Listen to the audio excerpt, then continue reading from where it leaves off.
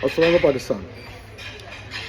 जैसे कि आप देख सकते हैं कि मैं इस वक्त कराची के एयरपोर्ट पर बैठा हूँ। मैं पिछले 2 हफ्ते से कराची के अंदर आपके दरमियान घूम रहा था। इस बात का तयन कर रहा था कि जो हम सुनते हैं कि वो सही है कि गलत। कुछ बातें जो मुझे नज़र आई वो ये कि कराची के लोग, शहरी सिंध के लोग अपनी ज़िंदगी से बहुत तंग हैं। हर कोई इस बात का रोना सुनाई देता है कि ना हमारे पास रोडें हैं, ना बिजली है, ना सड़क है, ना रोज़गार है, ना मुस्तकबिल। और सब के सब एक बात यकजा होकर बोलते हैं कि इसकी ज़िम्मेदारी जो है वो सिर्फ़ और सिर्फ पीपल्स पार्टी पे आती है।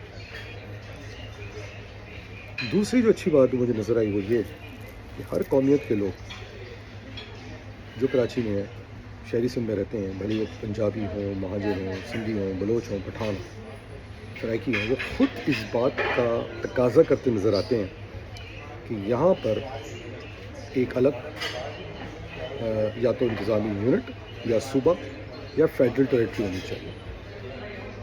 तीसरी बात, फ़ौज से गद्दार को लोग बहुत अप्रिशिएट करते हैं कि उन्होंने पाकिस्तान का नाम दुनिया में ऊंचा किया। चौथी बात और सबसे इम्पोर्टेंट बात तो ये, सब इस बात को रियलाइज़ करते हैं कि अगर पाकिस्तान को एक दुनिया के अंदर ताकत बनना है, वो बग़ैर मुआशी ताकत के ये काम अचीव नहीं कर सकता। और उस मुआशी ताकत को अचीव करने के लिए, जैसा कि मैं हमेशा कहता हूँ, कि जहाँ पर हमें अपनी रियासत की तरफ से जो प्लान है उसमें SIHC है, पानी का मसाइल है, कैनाल वाटर प्रोजेक्ट्स हैं, एग्रीकल्चर है, उसके अलावा हमें अपने पोर्ट्स एंड शिपिंग के इलाकों को और कराची जैसे इलाकों को रिवाइव करना पड़ेगा।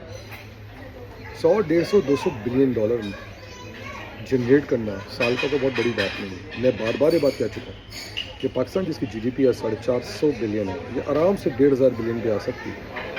और उस 1500 बिलियन का 1300 बिलियन जो है इंशाल्लाह कराची निकाल देगा बगैर टैक्स के।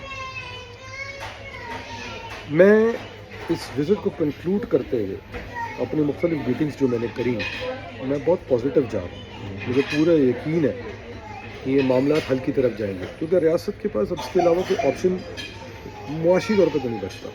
हाँ, अब ये ज़रूर हो सकता है कि इस काम को सबटॉच करने के लिए पीपल्स पार्टी से जैसी जमातें शहर का अमन ख़राब कर सकती है, सिंधी महाजर क्लैश कर सकती है। अभी हम देख रहे हैं कि किस तरह पीपल्स पार्टी जो है, जहाँ जो पीपल्स पार्टी की हुकूमत है, इंटरेस्ट है, वहाँ हालात ख़राब है। कश्मीर में सुनते हैं कि उनका प्राइम मिनिस्टर था, वहाँ हालात ख़राब है। गिलगित बल्तिस्तान में वो घुसे हुए हैं, वहाँ हालात ख़राब है। बलूचिस्तान में वहाँ पर उनकी हुकूमत है, वहाँ उनके हालात ख़राब है। कराची में उनकी हुकूमत है, वहाँ उनके हालात ख़राब है। सिंध में उनकी हुकूमत है, वहाँ उनके पाकिस्तान के हालात ख़राब है।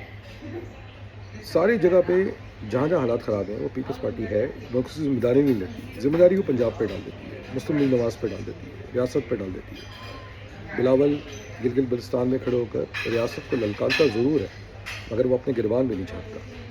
वो गिलगित के अंदर बैठ के उनको कराची के ख्वाब को दिखाता है। उनको शायद ये नहीं बताता कि किस तरह उसकी और उसकी हुकूमत ने कराची को बर्बाद कर दिया। इतना बर्बाद कर दिया है कि हमारे दोस्त भी कराची में चाइना जैसे भी इन्वेस्टमेंट करने को तैयार नहीं है। मेरी नज़र में पीपल्स पार्टी की जो स्ट्रेटजी है वो कश्मीर, गिलगित, कराची, गवादर अपने काबू में रखने की है, ताकि चाइना को इस खत्ते से ब्लॉक कर सके और रियासत को ब्लैकमेल कर सके।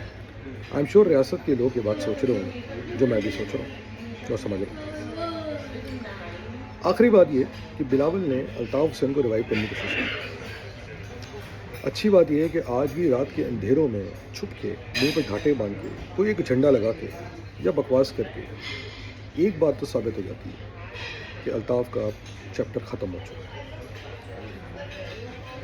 अच्छी बात यह है कि कुछ साल पहले जब हमारों में से एक तहरीक स्टार्ट हुई, जब हमने अल्ताफ़ को मैनेज किया, तो जब भी कोई अच्छी बात भी होती थी सूबे की, तो पूरी महाजर कौम पे ये इल्ज़ाम लगा दिया जाता था कि वो मुल्की गद्दार या रॉट में काम करता। आज रियासत इस डिमांड को एक्सेप्ट करके ख़ुद उसकी तायीद कर रही है, और उल्टा इस बात की मेरे इत्तला के मुताबिक परेशानी है कि अगर ये बात बढ़ती है تو کہیں پیپلز پارٹی سندھو دیش یا ملک دشمن عناصر کو استعمال کر کے پاکستان کے خلاف اپنا کردار ادا کرتا ہے. اور آئی ایم شیور اس کردار کا جب موقع آئے گا تو شہری سندھ کا بچہ پاکستان کے ساتھ کھڑا ہوگا. جس طرح انہیں ہندوستان کو آنکھیں دکھائیں گے وہ ان تمام لوگوں کو آنکھیں دکھائیں گے. کراچی کے لوگوں کو ڈرنا نہیں چاہیے. وہ کہتے ہیں نا کہ تلواریں میان میں تو رکھی ہیں, چلانا نہیں بھولیں. دوسرے کے پاس سبھی تلوار ہے, کوئی بات نہیں, تلواریں دوسروں کے پاس بھی آ سکتی ہیں, مگر اللہ نہ کرے یہ نوبت کبھی آئے. بہرحال مجھے پوری امید ہے ہم آہنگی کے ساتھ ملک کی بہتری کے اندر, ملک کی معیشت کو دیکھتے ہوئے, ملک کی مستقبل کو دیکھتے ہوئے صحیح فیصلے کیے جائیں گے. وہ فیصلے بغیر اس کے ممکن ہی نہیں ہے کہ جب تک کہ پاکستان میں مزید صوبے ڈرامی یونٹ لوکل پاور کی لیول کی ڈیولیوشن آف پاور نہ ہو. جب تک یہ نہیں ہوگی ملک کے مسائل کبھی حل نہیں ہوگا. یہ کوئی لسانی نہیں مگر یہ ملک کی ریکوائرمنٹ ہے, کیونکہ آپ پاکستان کو میری نظر میں ایشین ٹائگر بننا چاہیے. اور ایشین ٹائگر چونکہ انہوں نے انڈیا جیسے ملک کو پھیٹا لگایا, اور ایشین ٹائگر اب تب تک نہیں بن سکتے جب تک اپنی معیشت کو صحیح نہیں کریں گے. اور معیشت صحیح کرنے کا نسخہ میں آپ کو بتا چکا ہوں. دانش کاری کو جا دیجیے. جن لوگوں کو شکایت رہتی ہے تو جب پاکستان لانا چاہتے ہیں, میں کراچی ایئرپورٹ پر بیٹھا ہوا ہوں, کافی پی رہا. پاکستان زندہ باد, پاکستان آرمی زندہ باد. اللہ حافظ.